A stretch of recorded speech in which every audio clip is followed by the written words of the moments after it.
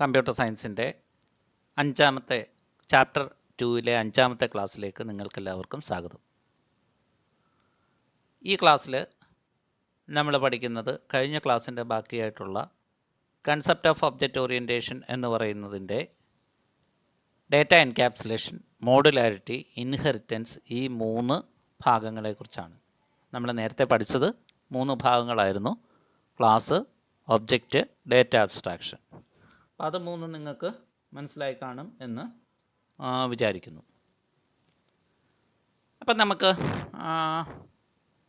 നമ്മൾ കഴിഞ്ഞ ദിവസം ഡേറ്റ അബ്സ്ട്രാക്ഷൻ നമ്മൾ പഠിച്ചതാണ്. The act of representing essential features ആണ് without affecting the background details or knowledge. നമുക്ക് ഉള്ളിൽ നടക്കുന്ന കാര്യങ്ങൾ എന്ന് പറയുന്നത് എക്സിബിറ്റ് ചെയ്യാതെ അത്യാവശ്യം വേണ്ടുന്ന കാര്യങ്ങൾ മാത്രം പരിചയപ്പെടുത്തുന്നതിനെയാണ് നമ്മൾ ഡേറ്റ അബ്സ്ട്രാക്ഷൻ എന്ന് പറയുന്നത്. ഇത് നമ്മളുടെ മനുഷ്യൻ്റെ ഒരു ക്യാരക്ടറിസ്റ്റിക്സോടെ നമ്മളെല്ലാ കാര്യങ്ങളും ചെയ്യുന്നത് ഇങ്ങനെ തന്നെയാണ്. ഇനി അടുത്ത നമുക്ക് പഠിക്കാനുള്ളതെന്ന് പറയുന്നത് ഡേറ്റ എൻക്യാപ്സുലേഷൻ എന്ന് പറയുന്ന ഭാഗമാണ്. അപ്പോൾ ഡേറ്റ എൻക്യാപ്സുലേഷൻ്റെ ഭാഗം എന്ന് പറയുന്നത് all C++ programs are composed of 2 fundamental elements, functions and data.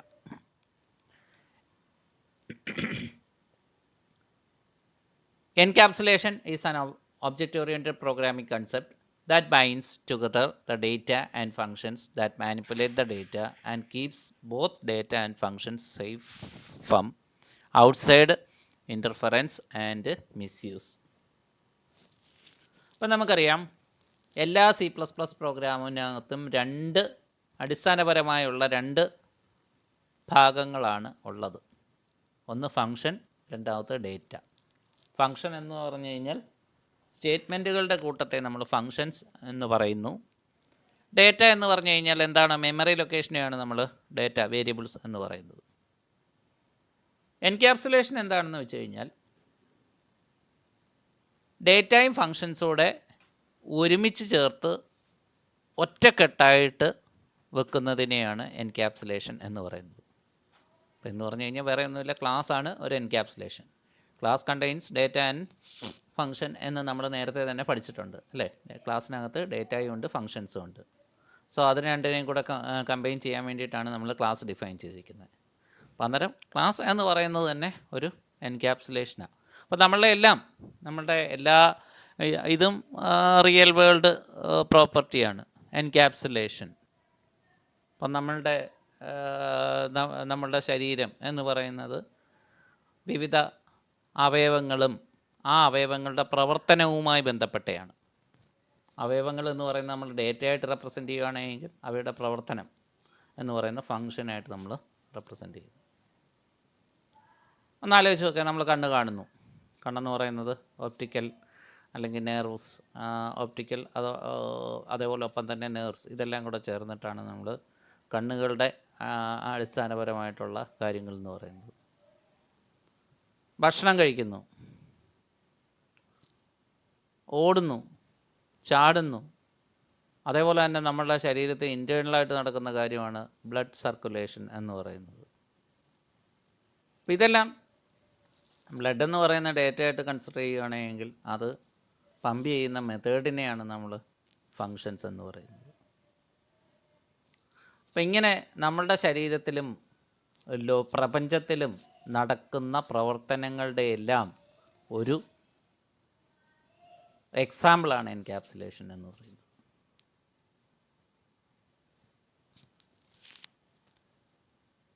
അപ്പം അതോടൊപ്പം തന്നെ ഈ ഡേറ്റയും ഫങ്ഷൻസോടെ ഒരുമിച്ച് ചേർക്കുന്നതോടൊപ്പം തന്നെ ഒരു കാര്യം കൂടെ ചെയ്യുന്നുണ്ട്: safe from outside interference and misuse. ഡേറ്റയും ഫങ്ഷൻസും പുറമേയുള്ള മിസ്യൂസിനും അല്ലെങ്കിൽ ഇടപെടലുകൾക്കും നിന്നും രക്ഷപ്പെടുത്തുകയും ചെയ്യുന്നുണ്ട്. നമുക്കൊന്ന് ആലോചിച്ച് നോക്കിയാൽ നമ്മുടെ ഹ്യൂമൻ ബോഡി അല്ലെങ്കിൽ എല്ലാ ജന്തുക്കളുടെയും ശരീരം എന്ന് പറയുന്നത് ഇതേപോലെ തന്നെയാണ്. നമ്മളുടെ ശരീരത്തിൻ്റെ ഓരോ ഭാഗത്തിനും അതിൻ്റേതായിട്ടുള്ള അതുണ്ട്. ശരീരം എന്ന് പറയുന്നത് നമുക്ക് ഈ പറഞ്ഞിരിക്കുന്ന ശരീരം തന്നിരിക്കുന്നത് എന്തിനു വേണ്ടിയിട്ടാണ്?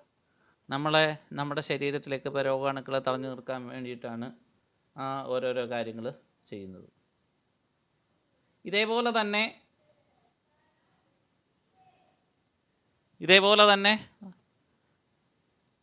എല്ലാ നോൺ ലിവിങ് ഒബ്ജക്റ്റ് ആയാലും ഇതേപോലെ തന്നെയുണ്ട്. നമുക്കറിയാം ഓരോ ജന്തുക്കൾക്ക് അവരുടെ ശരീരം സംരക്ഷിക്കാൻ വേണ്ടിയിട്ട് ഓരോരോ മെത്തേഡുകളാണുള്ളത്. So encapsulation is an object oriented concept that binds together the data and functions that manipulate the data and keeps both data and functions safe from outside interference and misuse. C++ implements encapsulation and data hiding through the declaration of a class. A C++ can contain private, protected and public members. ഞാൻ നേരത്തെ പറഞ്ഞല്ലോ, class define ചെയ്യുക എന്ന് പറയുന്നത് മാത്രമല്ല encapsulation, ആ ക്ലാസ്സിനകത്തുള്ള ഡേറ്റയും ഫങ്ഷൻസിനെയും പുറത്തുള്ളതിൽ നിന്നും സംരക്ഷിച്ച് നിർത്തേണ്ടുന്നത് എന്തിൻ്റെ ആവശ്യമാണ്? എൻക്യാപ്സുലേറ്റ് ചെയ്യേണ്ടുന്നതിൻ്റെ ആവശ്യമാണ്. അതിനു വേണ്ടിയിട്ടാണ് A class can be contain private, protected and public members. 3 തരത്തിലുള്ള മെമ്പേഴ്സ് ഒരു ക്ലാസ്സിനകത്ത് വരാം. പബ്ലിക് മെമ്പേഴ്സ് എന്ന് പറഞ്ഞു കഴിഞ്ഞാൽ that can be accessed by outside the class. Public, പൊതുവായിട്ടുള്ളത്. അതേസമയം പ്രൊട്ടക്റ്റഡ് എന്ന് പറഞ്ഞു കഴിഞ്ഞാൽ അതിൻ്റെ പ്രത്യേകത, പ്രൈവറ്റ് ആൻഡ് പ്രൊട്ടക്റ്റഡ് എന്ന് പറയുന്നത് പുറത്ത് ഉള്ളവർക്ക് പബ്ലിക്കിന് യൂസ് ചെയ്യാൻ അല്ലെങ്കിൽ വെളിയിൽ യൂസ് ചെയ്യാൻ പറ്റില്ല. പക്ഷേ ഇൻഹെറിറ്റൻസ് വരുമ്പോഴാണ് പ്രൈവറ്റും പ്രൊട്ടക്റ്റഡും തമ്മിലുള്ള വ്യത്യാസം മനസ്സിലാകുന്നത്. ഇപ്പോൾ നമുക്കറിയാം ഓരോ ഓഫീസിലൊക്കെ നമ്മൾ കയറി ചെല്ലുവാണെങ്കിൽ, ഇപ്പോൾ എക്സാമ്പിളായിട്ട് നമ്മളൊരു പോസ്റ്റ് ഓഫീസിലേക്ക് ചെല്ലുക. പോസ്റ്റ് ഓഫീസിലേക്ക് ചെല്ലുമ്പോഴത്തേക്ക് പോസ്റ്റ് ഓഫീസിൻ്റെ കോമ്പൗണ്ടിനുള്ളിൽ കയറുന്നു, അവിടെ പബ്ലിക്കിന് എല്ലാവർക്കും കയറാം, ഓഫീസിനുള്ളിലും കയറാം. പക്ഷേ ആ കൗണ്ടറിന് അപ്പുറം നമുക്ക് എന്ത് ചെയ്യാൻ പറ്റില്ല, പോകാൻ പറ്റില്ല. അവിടെ ഒരു ബൗണ്ടറി ഉണ്ട്.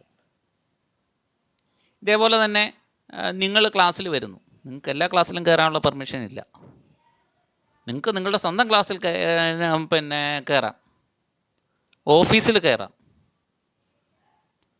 ലാബിൽ കയറുന്നതിന് നിയന്ത്രണമുണ്ട്. അപ്പോൾ അത് ഇംപ്ലിമെൻ്റ് ചെയ്തിരിക്കുന്നതെന്ന് പറയുന്ന പബ്ലിക്, പ്രൊട്ടക്റ്റഡ്, പ്രൈവറ്റ് എന്ന് പറയുന്ന ആക്സസ് ലേബൽസ് ഉപയോഗിച്ചുകൊണ്ടാണ്. By default all items defined in a class are private. ഇനി members declared under private sections are not visible outside the class. Members declared as protected are visible to its derived class also but not outside the class. എന്ന് വെച്ചാൽ പബ്ലിക്കായിട്ടുള്ള members മാത്രമേ ക്ലാസ്സിന് വെളിയിൽ access ചെയ്യാൻ പറ്റത്തുള്ളൂ. അപ്പോൾ അതുകൊണ്ട് സാധാരണ രീതിയിൽ നമ്മൾ ചെയ്യുന്നതെന്ന് പറയുന്നത് ഈ ഡേറ്റയുടെ മിസ്യൂസ് തടയാൻ വേണ്ടിയിട്ട് ഡേറ്റ എല്ലാം പ്രൈവറ്റായിട്ടും ദെൻ ഫങ്ഷൻസ് എല്ലാം പബ്ലിക്കായിട്ടുമാണ് കൊടുക്കുന്നത്. കാരണം ഫങ്ഷൻ വഴി നമുക്ക് പുറത്ത് ആക്സസ് ചെയ്യാം, പക്ഷേ നേരിട്ട് ആക്സസ് ചെയ്യാൻ പറ്റില്ല. അപ്പോൾ ഇതാണ് എൻക്യാപ്സുലേഷൻ എന്ന് പറഞ്ഞു കഴിഞ്ഞാൽ ഡേറ്റയും ഫങ്ഷൻസും കൂടെ കമ്പൈൻ ചെയ്യുകയും ചെയ്യുന്നു, അതിനോടൊപ്പം തന്നെ അതിനെ പുറം ലോകത്തു നിന്നും ആക്സസ് ചെയ്യാതിരിക്കാൻ വേണ്ടിയിട്ടുള്ള നിയന്ത്രണങ്ങൾ കൂടെ ചെയ്യുന്നതിനെയാണ് എൻക്യാപ്സുലേഷൻ എന്ന് പറയുന്നത്. So C++ implement encapsulation by defining a class and make the members of the class as private, protected and public according to the accessibility. എങ്ങനെയാണോ അത് ആക്സസ് ചെയ്യേണ്ടുന്നത് അതിൻ്റെ അനുസരിച്ച് നമുക്ക് കൊടുക്കാം. അപ്പോൾ അത് ഡേറ്റയെ സെക്യൂരിറ്റിക്ക് വേണ്ടിയിട്ടാണ് ഈ ചെയ്യുന്നത്. അപ്പോൾ ഡേറ്റ എത്രമാത്രം സെക്യൂർ ആക്കണമോ അത് ഈ 3 ലെവലിൽ പോകാം. സെക്യൂരിറ്റിയുടെ ആവശ്യമൊന്നും ഇല്ലെങ്കിൽ പബ്ലിക് ആക്കാം. ഇനി ആരും ഒരു കാരണവശാലും യൂസ് ചെയ്യരുത്, അങ്ങനെയാണെങ്കിൽ പ്രൈവറ്റ് ആക്കാം. അതേസമയം ഈ ക്ലാസ്സിൽ നിന്നും വേറൊരു ക്ലാസ് നമ്മളിനിയും പഠിക്കുന്നുണ്ട്, ഇൻഹെറിറ്റൻസ് എന്ന് പറയുന്ന കൺസെപ്റ്റ്. അപ്പോൾ ഒരു ക്ലാസ്സിൽ നിന്നും വേറൊരു ക്ലാസ് ഡിറൈവ് ചെയ്യാം, ഒരു ക്ലാസ്സിനെ വെച്ചുകൊണ്ട് തന്നെ വേറൊരു ക്ലാസ് ഡിറൈവ് ചെയ്യാം. അപ്പോൾ അങ്ങനെയാണെങ്കിൽ അതിനകത്ത് ആക്സസ് ചെയ്യാൻ വേണ്ടിയിട്ടാണ് പ്രൊട്ടക്റ്റഡ് യൂസ് ചെയ്യുന്നത്. യഥാർത്ഥത്തിൽ പ്രൈവറ്റും പ്രൊട്ടക്റ്റഡും ഒരേ ജോലി തന്നെയാണ് ചെയ്യുന്നത്. They are not visible outside the class. ഇതാണ് ഡേറ്റ എൻക്യാപ്സുലേഷൻ എന്ന് പറയുന്നത്. Next one, modularity. അപ്പോൾ ഇവിടെ ഒരു പസിൽ കാണുന്നുണ്ട് അല്ലേ? പസിൽ നമ്മൾ കാണാറുണ്ടല്ലോ, ഇങ്ങനെയുള്ള ബ്ലോക്കുകളുണ്ട്, അതോടെ തന്നെ പേപ്പർ പസിലുകളുണ്ട്. ഇത് പേപ്പർ പസിൽ നമുക്ക് ഒരു ഒരു എന്ത് വേണമെങ്കിലും നമുക്ക് പസിലുകൾ കൊണ്ട് നമുക്ക് ഉണ്ടാക്കാം അല്ലേ? പേപ്പർ പസിൽ വെച്ച് കട്ട് ചെയ്ത് ഇങ്ങനെ നാലല്ലെങ്കിൽ കുറേ എഡ്ജുകൾ ഇങ്ങനെ അങ്ങോട്ടും ഇങ്ങോട്ടും ഒക്കെ കയറി ഇറങ്ങിയൊക്കെ നിൽക്കും. അപ്പോൾ അതിൻ്റെ ആകൃതി നമ്മൾ ചെന്ന് വെച്ച് കഴിഞ്ഞാൽ ഇപ്പം ഇന്ത്യയുടെ മാപ്പ് ഇങ്ങനെ വെച്ചിട്ടുണ്ടെങ്കിൽ അത് സ്ക്വയറിലായിരിക്കും ഇരിക്കുന്നത്. അപ്പോൾ ആ സ്ക്വയറിനെ ചെറിയ ചെറിയ ഇതേപോലെ തന്നെ പസിലുകളായിട്ട് ഡിവൈഡ് ചെയ്തതിന് ശേഷം നമുക്ക് യഥാർത്ഥത്തിലുള്ള സ്ഥലങ്ങളിൽ അതിനെ പ്ലേസ് ചെയ്യുകയാണെങ്കിൽ അതെന്ത് ചെയ്യാൻ പറ്റും? സ്ക്വയറാണ്. ഇനി നമുക്ക് വളരെ കുറച്ച് സ്ഥലം മതി അത് സൂക്ഷിച്ചു വെക്കാൻ. അപ്പം ഇങ്ങനെ when we write a program, we try to solve a problem by decomposing the problem into small sub-problems and then try to solve each sub-problem separately. Solution to each sub-problem is a separate component that includes interface, specification and implementation. എന്ന് പറഞ്ഞു കഴിഞ്ഞാൽ നമ്മളുടെ മുന്നിലുള്ള ഒരു പ്രശ്നം നമുക്ക് solve ചെയ്യണമെങ്കിൽ അതിനെ ചെറിയ ചെറിയ പ്രോസസ്സുകളായിട്ട് ഡിവൈഡ് ചെയ്യും. ഇപ്പോൾ വേറെ എക്സാമ്പിൾ പറഞ്ഞു കഴിഞ്ഞാൽ നിങ്ങൾക്ക് ഒരു ദിവസം ഇങ്ങനെ നിങ്ങളൊരു 10 പേര് നിങ്ങൾക്ക് ക്ലാസ്സൊക്കെ തുടങ്ങിയെന്ന് വെച്ചു, 10 പേരിങ്ങനെ ഇരിക്കുകയാണ്.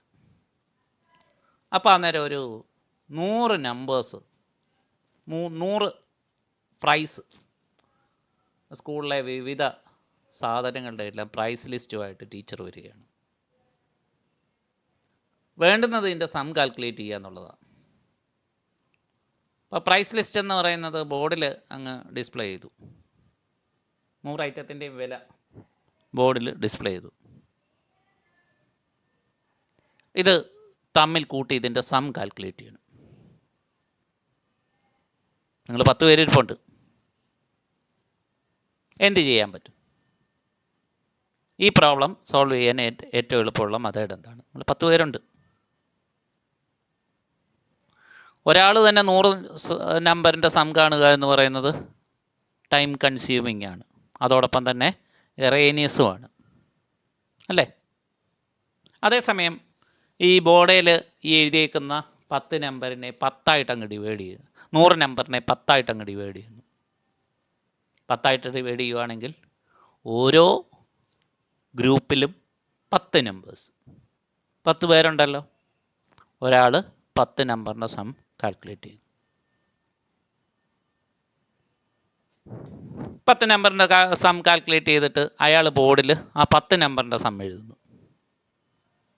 അപ്പോൾ അന്നേരം 100 നമ്പറായിരുന്നു, അത് കുറച്ച് സമയം കഴിഞ്ഞപ്പോഴത്തേക്ക് ഏകദേശം ഒരു 3-4 മിനിറ്റ് അല്ലെങ്കിൽ ഒരു 5 മിനിറ്റ് അല്ലെങ്കിൽ ഒരു 10 മിനിറ്റ്, 10 നമ്പേഴ്സ് ആഡ് ചെയ്യണമെങ്കിൽ 10 മിനിറ്റ് വേണമെന്ന് വെച്ചോ.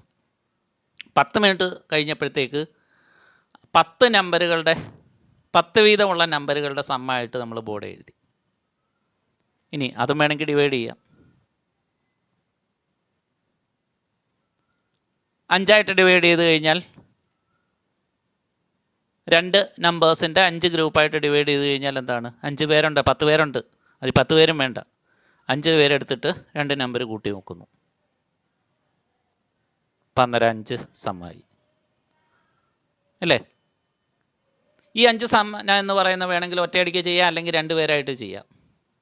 എന്ന് പറഞ്ഞാൽ വളരെ കുറച്ച് സമയത്തിനുള്ളിൽ തന്നെ എന്ത് ചെയ്തു? സൊല്യൂഷൻ കിട്ടി.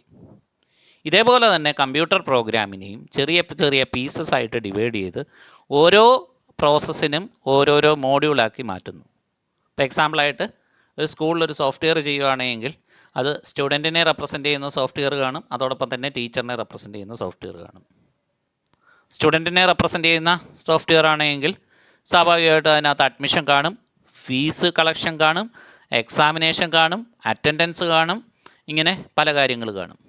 ടീച്ചേഴ്സിൻ്റെ ആകുമ്പോഴത്തേക്ക് സാലറി അല്ലെങ്കിൽ അറ്റൻഡൻസ് മാർക്കിങ് ഇങ്ങനെയുള്ള വേറെ ഭാഗമായിരിക്കും. അപ്പോൾ ആദ്യം 2 മോഡ്യൂളായിട്ട് തിരിച്ചു, ടീച്ചേഴ്സിന് ഒരെണ്ണം, സ്റ്റുഡൻറ്റിന് ഒരെണ്ണം. അവസാനം സ്റ്റുഡൻറ്റിനെ തന്നെ വീണ്ടും പലതായിട്ട് ഡിവൈഡ് ചെയ്യുന്നു. Examination, admission, then attendance, then fees collection, ഇങ്ങനെ പലതായിട്ട്. സോ ഇങ്ങനെ വലിയ വലിയ പ്രോബ്ലത്തെ ചെറിയ ചെറിയ പീസസ് ആക്കിയിട്ട് അങ്ങനെ ആ ചെറിയ ചെറിയ പീസസ് എല്ലാം കൂടെ ഒരുമിച്ച് ചേർക്കുന്നതിനെയാണ് മോഡുലാരിറ്റി എന്ന് പറയുന്നത്. Modularity is a concept through which a program is partition in to modules that can be considered and written on their own with no consideration of any other module These modules are later linked together to build the complete software. These modules communicate with each other by passing messages. നമ്മൾ പറഞ്ഞ ഒരു ഒബ്ജക്റ്റിൽ നിന്ന് വേറൊരു ഒബ്ജക്റ്റിലേക്ക് data pass ചെയ്യുന്നതിനെയാണ് passing messages എന്ന് പറയുന്നത്. അപ്പോൾ നോക്കി, ഇവിടെ ഒരു പ്രോഗ്രാമുണ്ട്. അതിനെ 3ആയിട്ട് ഡിവൈഡ് ചെയ്തിരിക്കുന്നു. അതിൽ ഒന്നാമത്തെ പ്രോഗ്രാമിന് തന്നെ വീണ്ടും ഒരു മോഡ്യൂളായിട്ട് ഡിവൈഡ് ചെയ്തിരിക്കുന്നു. അപ്പോൾ ഈ രീതിയിൽ പ്രോഗ്രാമിനെ പാർട്ടീഷൻ ചെയ്ത് ചെറിയ പീസസ് ആക്കി ഡിവൈഡ് ചെയ്യുന്നതിനെയാണ് മോഡുലാരിറ്റി എന്ന് പറയുന്നത്. ഇനി അടുത്ത ഇമ്പോർട്ടൻ്റ് ആയിട്ടുള്ള ഒരു കൺസെപ്റ്റാണ് ഇൻഹെറിറ്റൻസ് എന്ന് പറയുന്നത്.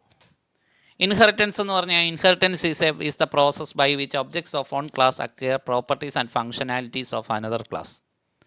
Inheritance supports the concept of hierarchical classification and reusability. വേറെ ഒന്നുമില്ല, ഒന്ന് ഉപയോഗിച്ചുകൊണ്ട് വേറൊന്നും നിർമ്മിക്കുന്നതിനെയാണ് ഇൻഹെറിറ്റൻസ് എന്ന് പറയുന്നത്. നമ്മുടെ ലോകത്ത് നടക്കുന്നതെല്ലാം ഇൻഹെറിറ്റൻസാണ്.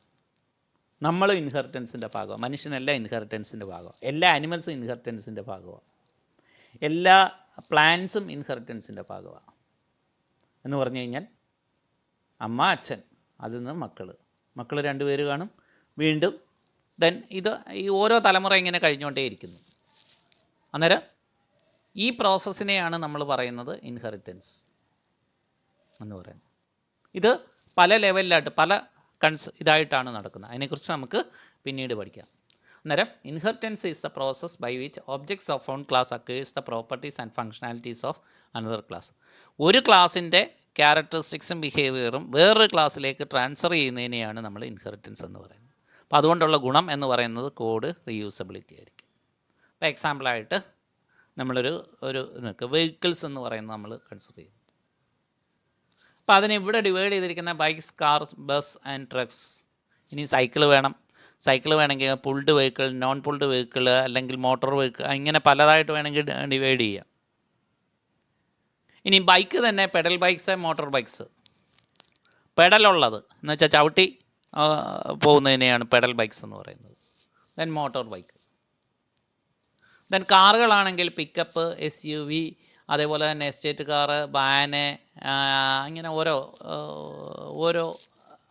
എൻഡിലുള്ള ഓരോ കാറ് യൂസ് ചെയ്യുന്നു. ബസ് തന്നെ ആണെങ്കിൽ നമുക്ക് 48 സീറ്റർ, അതേപോലെ തന്നെ ലക്ഷറി, അതേപോലെ തന്നെ അങ്ങനെ പലതായിട്ട് നമുക്ക് ഡിവൈഡ് ചെയ്യാം. ട്രക്ക് എന്ന് പറയുന്നത് തന്നെ നമുക്ക് ലോറി, അത് തന്നെ നമുക്ക് പലതായിട്ട് ഡിവൈഡ് ചെയ്യാം. ചെറിയ പിക്കപ്പുകളുണ്ട്, അതോടൊപ്പം തന്നെ പിന്നെ അങ്ങനെയുള്ള ഓരോ ലോറികൾ ഉണ്ട്. അപ്പം അന്നേരം ഇതിൻ്റെ എല്ലാം ഇൻഹെറിറ്റൻസ് റിലേഷൻഷിപ്പാണ്. പെഡൽ ബൈക്കിൻ്റെയും മോട്ടോർ ബൈക്കിൻ്റെയും ക്യാരക്ടറിസ്റ്റിക്സ് കൊണ്ടാണ് ബൈക്ക് ഉണ്ടാക്കിയേക്കുന്നത്. ബൈക്ക് ഇൻഹെറിറ്റ് ചെയ്തിട്ടാണ് വെഹിക്കിൾസ് വന്നിരിക്കുന്നത്. അന്നേരം വെഹിക്കിൾസ് എന്ന് പറയുന്നതിന് ഒരു കോമൺ ക്യാരക്ടറിസ്റ്റിക്സ് ആൻഡ് ബിഹേവിയേഴ്സ് ഉണ്ട്. അതിൽ നിന്ന് ബൈക്ക് ഉണ്ടാകുന്നു, ബൈക്കിൽ നിന്നും പെഡൽ ബൈക്കും മോട്ടോർ ബൈക്കും. വെഹിക്കിളിൻ്റെ വേറൊരു രൂപാന്തരമാണ് car. 4 wheel, 4 wheeler, 2 wheeler, 4 wheeler, then 6 wheeler, അതോടൊപ്പം തന്നെ transportation vehicles.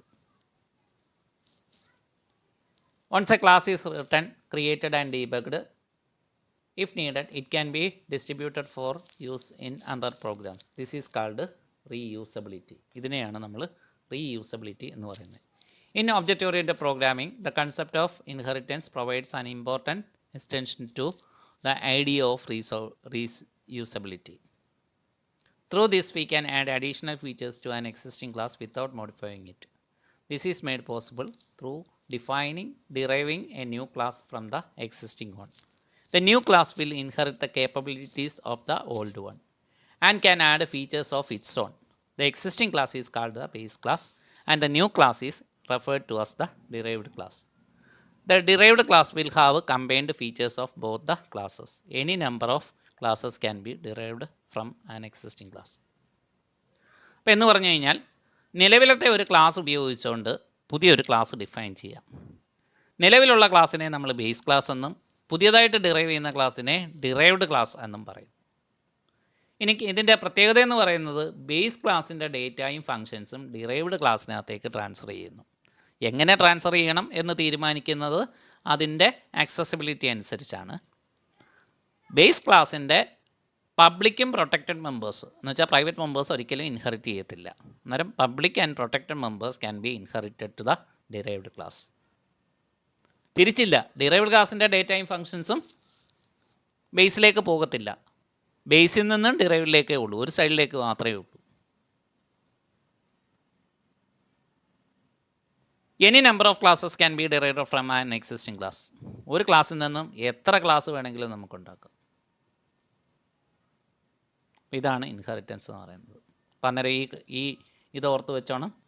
The existing class is called base class and the newly created class is called derived class. ഇപ്പോൾ ഇവിടെ ഒരു എക്സാമ്പിൾ, ക്ലാസ് സ്റ്റുഡൻറ്റ് എന്ന് പറയുന്നത് ഒരു സ്റ്റുഡൻറ്റിൻ്റെ എല്ലാ ക്യാരക്ടറിസ്റ്റിക്സും ബിഹേവിയറും ഈ ക്ലാസ്സിനകത്ത് പറഞ്ഞിട്ടുണ്ട്. Class number, name, age, date of birth, then fathers name, then phone number, ഇങ്ങനെയുള്ള കാര്യങ്ങളെല്ലാം ഇതിനകത്ത് പറയുന്നുണ്ട്. Then void input, data input ചെയ്യേണ്ടുന്ന എന്താണോ അത്. ദെൻ കാൽക്ക്, അത് പ്രോസസ്സ് ചെയ്യേണ്ടുന്ന എന്താണോ അത്. വോയിഡ് ഡിസ്പ്ലേ ചെയ്യേണ്ടുന്ന എന്താണോ അത്. ശ്രദ്ധിക്കുക, ഇത് പ്രൊട്ടക്റ്റഡ് ആയിട്ടും പബ്ലിക്കായിട്ടുമാണ് കൊടുത്തേക്കുന്നത്. ഇനി ഒരു സ്കൂളിലെ സ്റ്റുഡൻറ്റിനെ റെപ്രസെൻ്റ് ചെയ്യുകയാണെങ്കിൽ ആ സ്കൂളിലെ സ്റ്റുഡൻറ്റിനെ നമുക്ക് 3 രീതിയിൽ നമുക്ക് പറയാം. ഒന്ന് അപ്പർ പ്രൈമറി സ്റ്റുഡൻറ്റ്, രണ്ടാമത്തത് ഹൈസ്കൂൾ സ്റ്റുഡൻറ്റ്, മൂന്നാമത്തത് HSS സ്റ്റുഡൻറ്റ്. ഇപ്പോൾ ഒരു HSS സ്റ്റുഡൻറ്റിൻ്റെ ഡീറ്റെയിൽസ് നമുക്ക് റെപ്രസെൻ്റ് ചെയ്യാം. അപ്പം അങ്ങനെയാണെങ്കിൽ എല്ലാ സ്റ്റുഡൻറ്റിൻ്റെയും ക്ലാസ് നമ്പർ കാണും, പേര് കാണും, അച്ഛൻ്റെ പേര് കാണും, ഇതെല്ലാം സെയിമാണ്. ഈ ഡേറ്റ എല്ലാം സെയിമാണ്. സോ നമുക്ക് എന്ത് ചെയ്താൽ മതി, അഡീഷണൽ ഫീച്ചേഴ്സ് ഉൾപ്പെടുത്തിക്കൊണ്ട് ഒരു ക്ലാസ് ഡിഫൈൻ ചെയ്താൽ മതി using the existing class. So class HSS student from publicly from student. അന്നേരം സ്റ്റുഡൻ്റ് എന്ന് പറയുന്ന ക്ലാസ്സിൽ നിന്നും പബ്ലിക്കായിട്ട് HSS സ്റ്റുഡൻറ്റ് ഡിറൈവ് ചെയ്യുന്നു. അപ്പോൾ ഇവിടെ സ്റ്റുഡൻ്റ് എന്ന് പറയുന്ന ക്ലാസ്സിനെ നമ്മൾ ബേസ് ക്ലാസ് എന്നും HSS സ്റ്റുഡൻ്റ് എന്ന് പറയുന്ന ക്ലാസ്സിനെ നമ്മൾ ഡിറൈവ്ഡ് ക്ലാസ് എന്നും പറയുന്നു. ഇനി ഉള്ള പ്രത്യേകത എന്ന് പറയുന്നത്, ഈ സ്റ്റുഡൻ്റ് എന്ന് പറയുന്ന ക്ലാസ്സിൻ്റെ പബ്ലിക് ആൻഡ് പ്രൊട്ടക്റ്റഡ് ഡേറ്റ എന്തൊക്കെയാണോ അതെങ്ങോട്ടേക്ക് ട്രാൻസ്ഫർ ചെയ്യും, HSS സ്റ്റുഡൻറ്റിലേക്ക് ട്രാൻസ്ഫർ ചെയ്യും. നമ്മൾ വീണ്ടും എഴുതി ഡിഫൈൻ ചെയ്യേണ്ട ആവശ്യമില്ല. അതാണ് കോഡ് റീയൂസബിലിറ്റി. അപ്പം അന്നേരം the data and member functions of HSS student will be the transferred data and functions from the base class, that is student plus its own data and member function. ഇതാണ് ഇൻഹെറിറ്റൻസിൻ്റെ പ്രത്യേകത. സ്വന്തമായിട്ട് കുറേ characteristics ഉണ്ട്. HSS സ്റ്റുഡൻറ്റിൻ്റെ സ്വന്തമായ characteristics ഇവിടെ പറഞ്ഞിരിക്കുന്നത്. ഇവിടെ ഇൻ്റെന്ന് എഴുതിയേക്കുന്നതിനകത്ത് ഒരു മിസ്റ്റേക്ക് ഉണ്ട്. 6 സബ്ജക്റ്റിൻ്റെ മാർക്ക് HSS സ്റ്റുഡൻറ്റ് മാത്രമുള്ള പ്രത്യേകതയാണ്. അതേപോലെ തന്നെ ഫ്ലോട്ട് ഫീ എന്ന് പറയുന്ന പല ഫീസാകാം, ലൈബ്രറി ഫീ, അതേപോലെ തന്നെ കോഷൻ ഡിപ്പോസിറ്റ്, ഇതൊന്നും ബാക്കിയുള്ള കുട്ടികൾക്കില്ല. അപ്പം അങ്ങനെയുള്ള വരുന്ന ഡേറ്റയെല്ലാം HSS സ്റ്റുഡൻറ്റിനാക്കാം. ഇനി ആ HSS സ്റ്റുഡൻറ്റിൻ്റെ ഡേറ്റ മാത്രം, HSS സ്റ്റുഡൻ്റ് എന്ന് പറയുന്ന ക്ലാസ്സിലെ ഡേറ്റ മാത്രം പ്രോസസ്സ് ചെയ്യാനാണ് ആ ഇൻപുട്ട് എന്ന് കാൽക്കുന്നും ഡിസ്പ്ലേ. ഇവിടെ 2 ക്ലാസ്സിൻ്റെയും ഇങ്ങനെ വരുന്നുണ്ടെങ്കിൽ പോലും ഇത് ആക്സസ് ചെയ്യുന്നത് student scope resolution operator input എന്ന് പറഞ്ഞിട്ടാണ്, ആ ക്ലാസ് നെയിം വെച്ചിട്ടാണ് ഇവിടെ ഫങ്ഷൻസ് പറയുന്നത്. അപ്പോൾ മനസ്സിലായല്ലോ, സ്റ്റുഡൻ്റ് എന്ന് പറയുന്ന base class, then HSS student എന്ന് പറയുന്നത് ഡിറൈവ്ഡ് ക്ലാസ്. കാരണം സ്റ്റുഡൻറ്റിന് ഏത് സ്റ്റുഡൻ്റ് ആയാലും അതിന് കോമൺ ക്യാരക്ടറിസ്റ്റിക്സ് ആൻഡ് ബിഹേവിയേഴ്സ് ഉണ്ട്. HSS സ്റ്റുഡൻ്റ് ആകുമ്പോഴത്തേക്ക് സ്റ്റുഡൻറ്റിൻ്റെ സ്വന്തം ക്യാരക്ടറിസ്റ്റിക്സ് ആൻഡ് ബിഹേവിയേഴ്സും കാണും, പ്ലസ് ഹയർ സെക്കൻഡറിയിൽ ഉള്ള കുട്ടികളുടെ പ്രത്യേകതകൾ, ഡേറ്റ, അതും കൂടെ HSS സ്റ്റുഡൻറ്റിന് കാണും. ഇനി ഇവിടെ ക്ലാസ് HS സ്റ്റുഡൻറ്റ് ആകുമ്പോഴത്തേക്ക് അതും സ്റ്റുഡൻ്റ് എന്ന് പറയുന്ന ക്ലാസ്സിൽ നിന്നും പബ്ലിക്കാണ് വരുന്നത്. ഇനി ഇവിടെ ശ്രദ്ധിച്ചേ, ഇവിടെ മാർക്ക് 10 മാർക്കുകളുണ്ട്.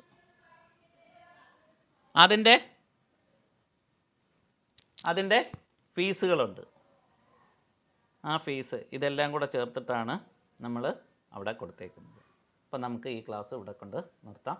ഇനി അടുത്ത ക്ലാസ്